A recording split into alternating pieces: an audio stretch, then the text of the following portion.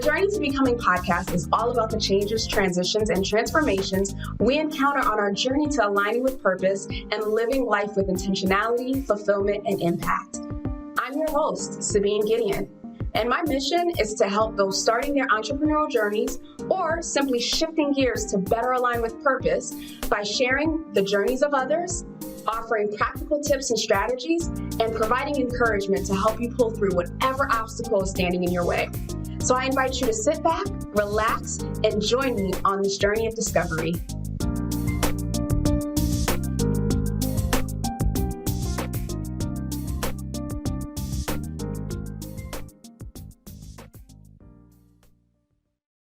Joining us today on the Journey to Becoming podcast is Cali Mau. Cali is helping people skip the BS and create the relationships they actually want. As a relationship coach, Cali uses her unique process to guide people to developing the relationship skills necessary for meaningful connection. She is based out of Sitka, Alaska, and is an international speaker, blogger, and certified life coach. Cali will help you stop settling for complacency and realize that having the love life you want might take less than you think. Welcome to the show, Cali. Thank you. I'm glad to be here. I am super excited to have you here. This is a long time coming and us chatting. I can't wait to hear a little bit more about you, what you do and how you help people in the space of relationships and dating, especially in this day and age. But before we get into what you do, let's find out a little bit about you. Share with us a little bit about who you are, your journey, and how you became to be a relationship coach. Oh, yeah. So I was the girl. I will say, I'll use the term girl here. That was always a relationship train wreck. I'm just going to be honest. When in early adulthood, I had gone through a series of relationships, unsuccessful relationships. I was a mom at 16 years old, and I had navigated relationships as a single mom, as a working mom, again, which were unsuccessful. I was married at 23. I'm sorry. I was divorced at 23. I was married at 19. Oh, wow. And so I found myself at 23 years old navigating a divorce. And then I had gotten into another long-term relationship, and that didn't work out. And, I hear women say it all the time, and I was no different. It was like, is it me? Is it, am I the problem? Is it like, why do I always pick these guys? I don't know what I'm doing wrong. And then I started dating my husband, who I actually known for a really long time, since childhood, because he was my best friend's older brother. And so I'd known him for a long time, but it was never in the romantic sense until it was. And I could tell very early on, I mean, almost instantly, that it was different from every other relationship that I had experienced, but I also couldn't put my finger on what was different about it. And so I just had to get past all of my, honestly, self-sabotaging bullshit, and really trust that this thing that I was feeling that was different, I just needed to go with it. Mm-hmm. And I did. And we got married, and we have beautiful babies together. And a few years ago, I'll say probably about 4 years ago, our relationship hit a point, our marriage hit a point where I was just, things weren't good, and all of my old relationship was being, stuff was being triggered. All of my baggage was being triggered. Mm-hmm. And so I really went on the journey to figure out what was going wrong, what I was doing wrong or where things were going awry, because all of my relationships seemed to get to this point. And I've always said that if you are the common denominator, it's just time to take a look in the mirror at what is happening, Right. and I'm not saying that like, if you're not in a successful relationship, you're the problem. That's not at all it, but it's good to take a step back and be self-aware and really figure out what is going on. Mm-hmm. And so I really went on my own journey to figure that out for myself. And really what I came to was that I wasn't a healthy person. I mean, not mentally, not emotionally, and I didn't really know how to be. And so I really focused on that for myself. I knew that I owed that to myself. And as I worked on myself and I became healthy, again, part of this was about, my marriage and getting that to a good place. So I was also working on my relationship with my husband. And as I healed and he healed from some of his stuff, we came together, we were able to heal our relationship. It was a process though. Right. And as I really dove into all things relationship, I wanted to consume everything that I could about relationships.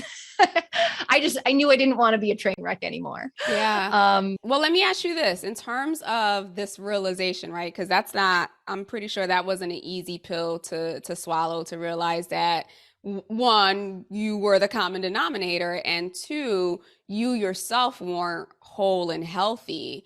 Thinking back, because sometimes when we're away from the situation, it's easier to glaze over it, right? So when that realization hit you, like what were some of the initial thoughts, and how did you even get to the place of clarity to be like, oh wow, that's me. Now I gotta take action. So that's a great question. What I had actually fallen into was discovering my own codependent behaviors. And I didn't know anything about codependence, or what it was or how it showed up. I had heard the term before, but I had really thought what everybody else, whenever I ask someone what codependent means to them, they always give me the same answer, which is what I thought, which is that you rely on someone else to make you happy or fulfill you. You are dependent on that person, which makes you codependent, which can be a sign of codependence, but that's actually not even where the term stems from. And I won't get into all of that. But the more I dove into codependence and really what it was and what it meant, it made sense to me how much of this behavior I grew up with. Mm-hmm. And I think that we as women are socialized with. These behaviors go back generations, that women had these different roles and we were expected to do this and be that. And, historically, we weren't taught to have healthy self-esteem and listen to our intuition. We were taught to obey and we were taught to conform. Once I started understanding what codependence was and how it showed up for me, yeah, that didn't feel great. Like, oh my gosh, I'm I'm codependent. And you have two choices, right? I can deny it. I can say, no, that's not me. Especially as somebody that I really believe that I was this independent woman, So I didn't love that, but you don't have to love the truth if it's the truth. Yes, that is so true. And for those listening, I met Callie through our coaching program, and when I went through her process and she shared what codependency was, I too had that same. First of all, I am not codependent. I don't depend on anyone for anything. And as we went through the process, it was really, oh yeah, baby girl, you've been in relationships in which you played that role. And so for those listening, right? I mean, I know it shows up in multitude of ways depending on who you are and your background and your messaging and self-love and all that other stuff. But if you could just share with us a couple of ways, like just basic ways, what behaviors, what patterns might reflect that there may be some variation or some level on the spectrum of codependency. Sure. Yeah. Uh, I find that one of the big ones that shows up for women is people pleasing, the struggle or complete inability to say no. And it doesn't even have to be in a romantic relationship. You might be one of those people that you could say no to your boyfriend or your husband all day long. But then when it comes to your friend and she asks you to, help her move into her place, maybe it's something you don't want to do, but you're like, I feel obligated. So that people pleasing, that inability to say no. A lot of people that are in overwhelm are displaying codependent tendencies because it is your inability then to be able to decipher how much you can reasonably handle and take on. The more codependent behaviors we have, the less of that wholly good, self-esteem that we have, the more likely we are going to be to attract someone that is going to take advantage of that and display more of those narcissistic tendencies. And so it's incredibly important for women to learn to notice those behaviors, really get familiar with how they show up for each person individually so that they can work on it. That's all we can do is we can work on it to then change who we're attracting, how we're showing up in our relationships, to really get to a good place and get the kind of relationship that we want and we deserve. Right. And I love the fact that you brought into view here that it's not just, romantic relationships, that these behaviors show up in a variety of different ways. And even the examples that you gave, we people please at work, we people please in many different ways. One of the examples that you made me think of is not too long ago. I realized that I had a codependent relationship with someone that I worked with very closely. And it had gotten to the point, well, I didn't realize it at the time, obviously, but it had gotten to the point where it's like being in a relationship where it's not working and you think, I got to give more. So I got to work more hours or I got to work on more projects. And the more and more I do, the less and less is coming back to me and I just end up drained. So I think it's very important for those listening to know, first of all, it can happen to the best of us, right? The strongest of us, the most confident of us, whatever the case may be. And it can happen in different aspects of your life. So, this what Callie is sharing here was an eye opener for me because as she said, right, like once the awareness is there, you get two choices. You either start working towards moving away from that or you remain in denial and continue this habitual state of being, which none of us really want to be there. So thank you for sharing those. So now fast forwarding, you get to a place where you understand your codependent behavior, you get healed, you get whole, and it reflects back to you in your marriage, in your relationship. What sparked that urge to want to coach other people through this? My career background is really in the legal field. I mean, I was working on the opposite end of the spectrum.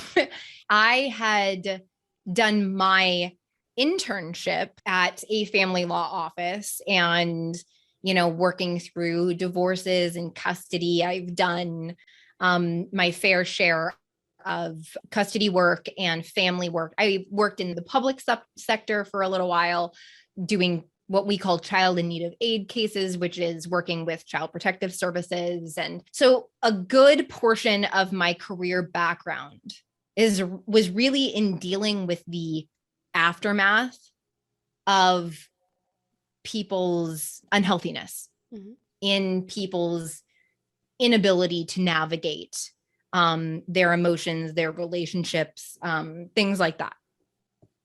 And I had taken some time off work to be home with my little children and do the stay-at-home mom thing for a little while. And as I got more into this journey myself, it was clear to me that it felt like everything in my life had led me to this point of realizing it was not something that I had ever like read in a book, like, hey, this is how relationships work. Here's the pattern that they follow, or here's how you help someone. It was just through a culmination of taking in information that I started recognizing these patterns of these different things that affected our relationships and these different things that needed to be present in order for a relationship to be successful. It sort of came to me that it was like a beautiful mind almost, I had just realized this pattern, life is all about patterns. And I recognized that by walking someone through a process of really opening their eyes to their unhealthy messages, because we all have them, all of us,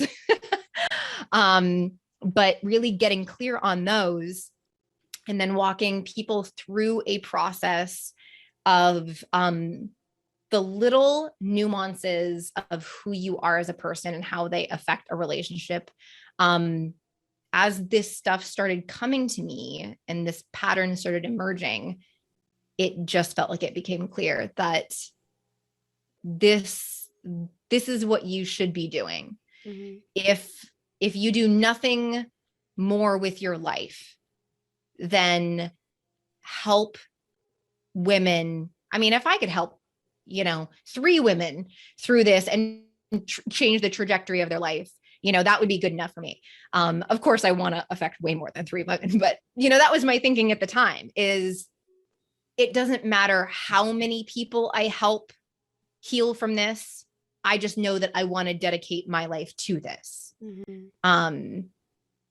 There was just nothing more meaningful for me.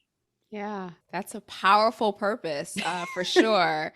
So, you talked about the work that you did at the time, right? So as we know, some of this stuff is so deeply ingrained in us, in our thinking, in our behavior patterns, that, even in the period of healing, that's one aspect, right? But sometimes things get triggered and they come back. So would you share with us, like, what practices have you put in place so that even today, to this day, you're able to, if you find yourself slipping, that you're able to,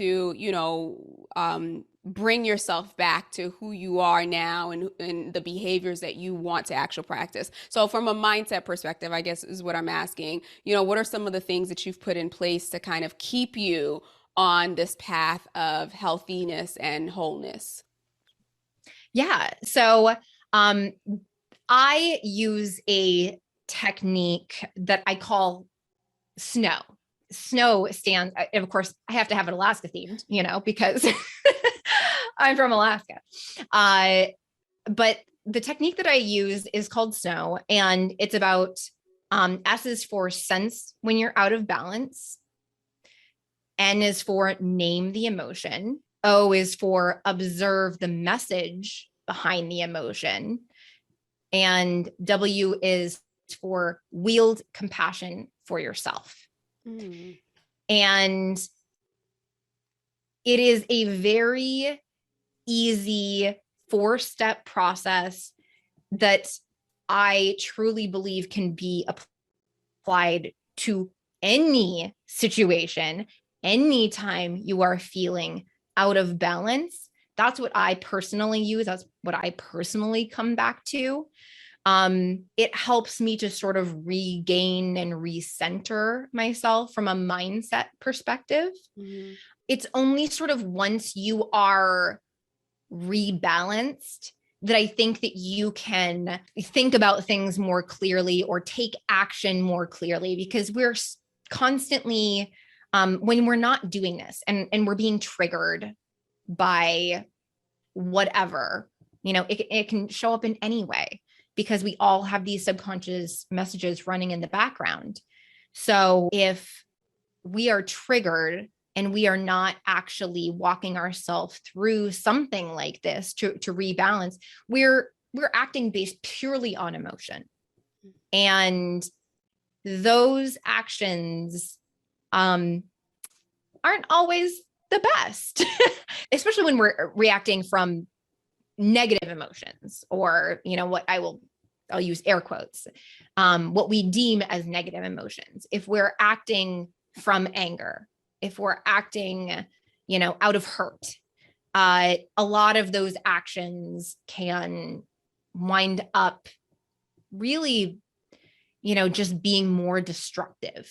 Right. And so having some sort of tool to come back to, rebalance and recenter, and then decide, okay, now where do I go from here? Once you're recentered, now where do I go from here? Because think about how often that comes up in a relationship. If I always acted out of anger, I probably wouldn't have a great relationship. And I think that oftentimes people don't, and they don't work through the full process, Right. So it's a huge thing to realize that you're doing when you're being responsive versus reactive. Right. So before I move on to the next one, just because it's so powerful, if you could just repeat back what the acronym stands for again. Yeah, absolutely. It's sense when you're out of balance, name the emotion, observe the message behind the emotion, and wield compassion for yourself. That last step is probably the most important. Absolutely. So let me ask you this, and obviously this is a huge gift to the audience in terms of a 4-step process for them to, take that moment or take that beat to recenter before, figuring out how they want to respond to something. As you think about someone who's listened to this like 2-3 weeks from now, is there anything that you would recommend to kind of maintain just from like daily practice or consistent practice to just stay in a place of being centered? Yeah, I think that there are lots of different tools and techniques out there. And so I give my clients a sort of a list of things to try. And the reason being that we all operate a little differently. And so what works for one might not work for another. But I do very much believe in making this a daily practice, making your self-esteem a daily practice. And that can be done through things like meditation, a gratitude journal, or a self-esteem journal, sticky notes. I'm the sticky note queen. Having a sticky note on your bathroom mirror or on the dashboard of your car, that takes one, just choose one unhealthy message a week and flip it so that it is healthy. What would the healthy version of that message sound like? And so you can have an alarm in your phone that goes off a few times a day with like, repeat the message. What's the message of the week? And there are lots of different little tips and tricks. It's really just about how you work best and which of these tools is going to work best for you in integrating it into your life.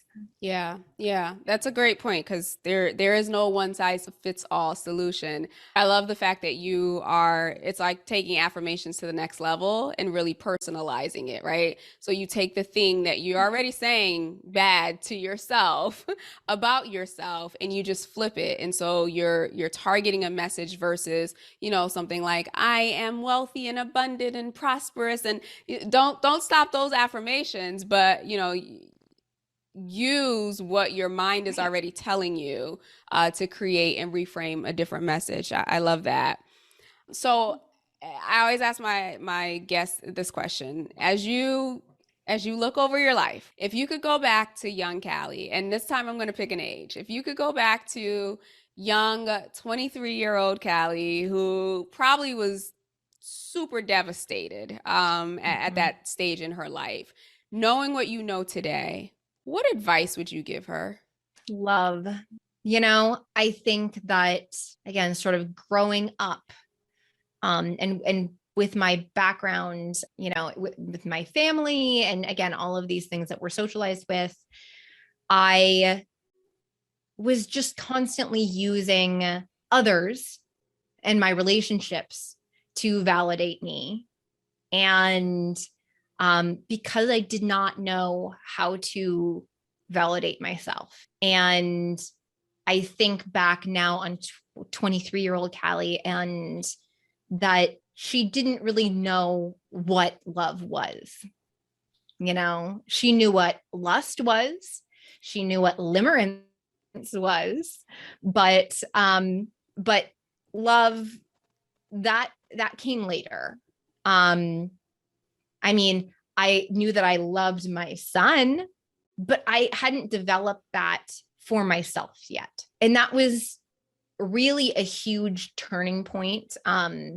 As cheesy as it sounds. Of course, the relationship coach would say love.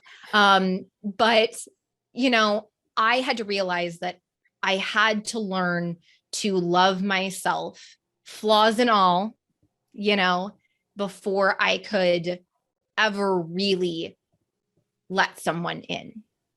I had to get over my shame and, like I said, my flaws, and learn that even with them, I'm still lovable.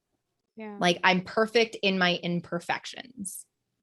I love that. Actually, that's a lot of reaffirming things to say to young Callie. So, love yourself, flaws and all, and be okay with the imperfections, and you're still lovable regardless. So, as we look to wrap up here, where can the audience find you? Where can they connect with you? Where do you hang out? People can find me on Facebook. I have a Facebook group called No BS Relationships. So you can join my Facebook group there. I'm on LinkedIn, just as me, Cali Mau. I'm also on TikTok. I'm on Twitter. I do all the things. But if you are really looking to figure out your dating life and what might be going on there, and go on a journey, I am about to launch my 3-month group coaching program. And you can check that out at readytodatebetter.com. Love that. Readytodatebetter.com. Talk about an appropriate URL for this program. And so this 3-month program that you're launching, is there a specific type or profile of person that you would recommend check it out besides someone looking for love? Yeah, other than just people who are actively dating, I truly believe that this program is also the step in the right direction if you are just looking to discover you and how you show up in a relationship, even if you're not ready to dive right back in. I've had people come through the program that were absolutely open about, I'm not looking to date right now, and went through the program anyway and got tremendous value out of that. So just looking to move past some of those relationship blocks. Again, some of us have, a sordid relationship past. Many of us do, myself included. So if you're looking to move past that, step into your own in a relationship, or actively pursue a relationship, that's what we're doing. I love it. Now, do you coach in this program? Is it both men and women, or is there a particular demographic? So I market more toward women. Okay. Let me be clear about that. But I also don't turn men away from the program. And I have actually had this specific conversation with some men that are part of my group. And because I had toyed with one at some point with doing a separate group for men. And the feedback that I actually got was, I don't feel that I need to be separated from women to open up, which is, if a guy is at that point, hello, come on in, join the club. Yes, please. Awesome. Okay, so your Facebook group, No BS Relationships, the link to the program, as well as the link to all your handles will be included in the show notes for sure, for those of you who are looking to join. And if I'm not mistaken, the enrollment date or the start date for your program is coming up pretty soon, right? Yes. So the program itself is starting on November 1st. Registration just opened up. And so that's going to be live and available on the website through November 1st when we get rocking and rolling.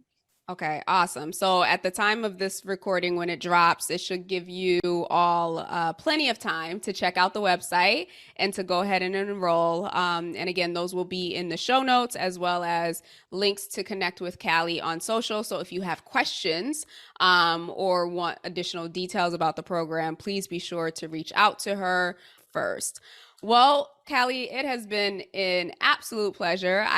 I thought I knew what you were going to talk about, and yet I still walked away learning something, and will definitely be implementing snow as another tool in my toolbox of ways to really just process emotions and then get recentered so that I can come from a place of clarity. So thank you for that gem and the many others, and for sharing your journey. Thank you so much for having me. I love being here and sharing with you. Awesome.